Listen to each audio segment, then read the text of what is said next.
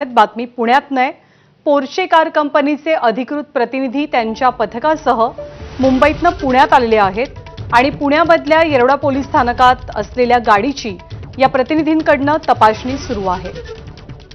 गाडीमध्ये खरंच काही तांत्रिक दोष होता का, जसा आरोप पहिल्यांदा करण्यात आला, जशी बाब किंवा सबब पुढे करण्यात आली अपघातानंतर, खरंच काही तांत्रिक बिघाड होता का याची माहिती या पथकाकडून जाणून घेतली जाईल।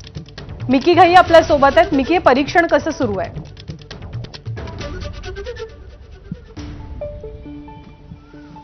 ज्ञानदा, जर आता आपण बघितलं तर मी पुण्यातील येरवडा पोलीस स्टेशनमध्ये आहे, ज्या ठिकाणी या जे मुंबईतून पोर्शे कारचं जे पथक आहे, अर्थातच जे ऑफिशियल लोक आहेत ते या ठिकाणी पोहोचलेले आहेत आणि या संपूर्ण गाडीचं टेस्टिंग केलं जातंय।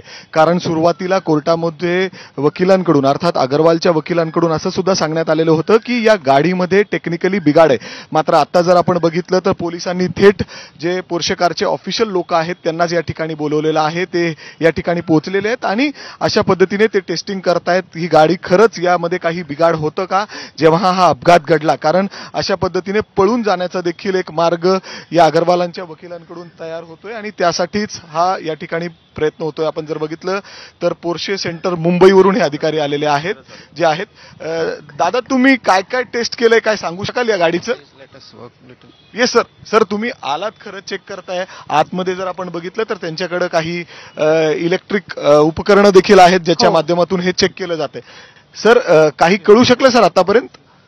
सर, तुम्ही काय काय चेक केलंय? काही जर आपण बघितलं तर ही गाडी सुरू देखील होत नाहीये आता आणि जे बाकीचे लोक आहेत या गाडीला धक्का देऊन पुढे मागे करण्याचा प्रयत्न करतायत। बाकीचे गाडीचे इलेक्ट्रिकल जे इक्विपमेंट्स आहेत ते देखील या ठिकाणी लावण्यात आलेले आहेत। अर्थात हे सगळे एक्सक्लुझिव्ह दृश्य आहेत जे पोर्शे कारचं अपघात झालेलं होतं त्याला पूर्ण टेस्ट करण्यासाठी टेस्टिंग चालू आहे। गाडीचा काही डेटा हाती लागू शकलाय का मिकी? पूर्णपणे ऑटोमेटिक है। सर, बता सकोगे क्या इसमें टेस्ट किया है अभी? सिर्फ नहीं अभी नहीं सर, ये कंप्यूटर में सब ऑटोमेटिक गाड़ी है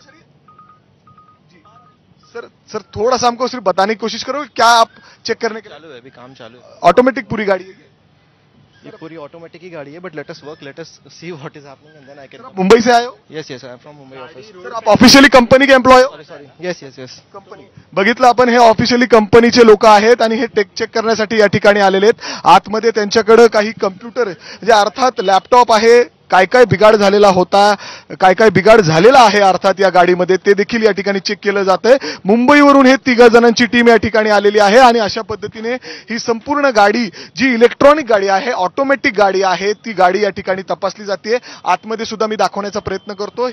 आतमध्ये जर आपण बघितलं तर ही यंत्रणा या ठिकाणी लावलेलं आहे, इंजिनला कनेक्ट करून ठेवण्यात आले।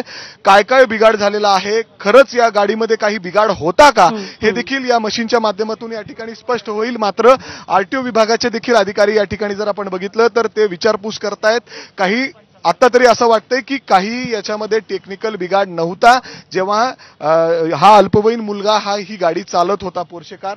अर्थात आपण बघू शकतो की जे 3-4 जणांची टीम पोर्शे कारची मुंबईतून आलेली आहे ते या ठिकाणी आहेत आणि अर्थातच आरटीओ विभागाचे जे काही अधिकारी या ठिकाणी आहेत ते देखील त्यांच्याशी बोलतायत। येरवडा पोलीस स्टेशनचे काही कर्मचारी त्यांच्यासोबत आहेत।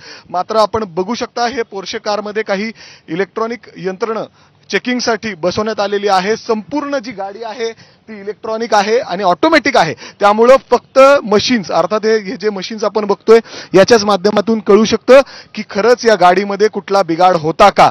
मात्र आपण बघितलं तर सर कुछ पता चल पाया? सर हम लोग चेक कर रहे हैं, हमें चेक कर। कितनी देर लगेगी चेक करने में? सर टाइम लगेगा, थोड़ा टाइम लगेगा सर। पर कुछ ऐसा है, कुछ ब्रेक फेल है या गाड़ी में कुछ प्रॉब्लम था? नहीं please let us work. Sir, आप जो चेक क्या कर रहे हो सर? आप चेकिंग क्या कर रहे हो वो तो बता दीजिए। चेकिंग क्या कर रहे हो? चेकिंग देख रहे हैं कि फॉल्ट आया था, क्या आया था। अभी तक कोई टेक्निकल फॉल्ट पता चल पाया सर?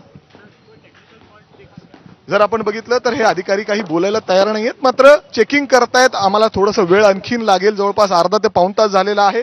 या गाडीचं वेगवेगळा पार्ट त्यांनी चेक केलेलं आहे आणि असंच पुढे चेकिंग करून ते माहिती देतील की खरंच यामध्ये काही टेक्निकल बिघाड होतं का, काही खरंच फक्त कोर्टामध्ये बचाव साठीच वकिलांकडून अशा पद्धतीने बाजू मांडण्यात आलेली होती।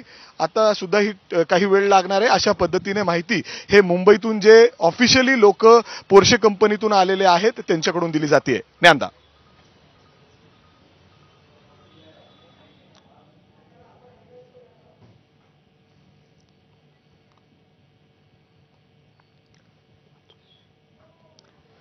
पोर्शे कार कंपनीचे अधिकृत प्रतिनिधी आता त्यांच्या पथकासह या गाडीची पाहणी करतायत.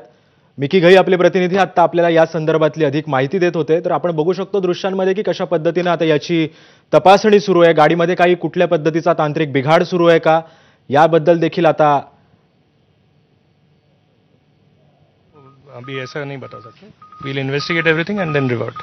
सर पर क्या क्या चेक किया जाता है ये मशीन से, सिर्फ इतना डायग्नोस्टिक्स चेक करता है. ये गाड़ी के पूरे डायग्नोस्टिक्स.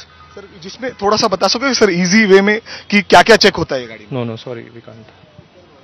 पूर्ण डायग्नोसिस म्हणजे अर्थात गाडीचे प्रत्येक पार्ट जो कुठलाही पार्ट या गाडीमध्ये आहे, कारण ही पोर्शे गाडी एवढी महाग आहे, ही संपूर्ण ऑटोमॅटिक गाडी आहे.